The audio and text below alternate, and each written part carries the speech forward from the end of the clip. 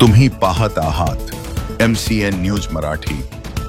हिंगणघाट शहरातून गेलेल्या राष्ट्रीय महामार्ग क्रमांक 44 वर नांदगाव चौकातील छत्रपती शिवाजी महाराज उड्डाणपुलाला 4 वर्षात दुसऱ्यांदा मोठं भगदाड पडलेलं आहे।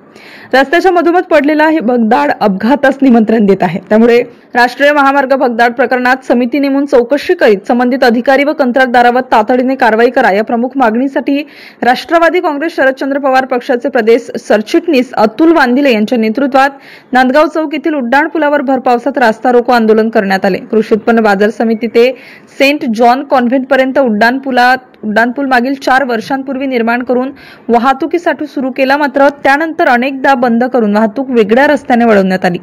अनेकदा पुलाची डागडुजीही करण्यात आली, परंतु वारंवार या ठिकाणी भगदाड पडून वाहतुकीस अडथळा निर्माण होत असल्याने राष्ट्रवादी काँग्रेसने आक्रमक पवित्रा घेतला आहे।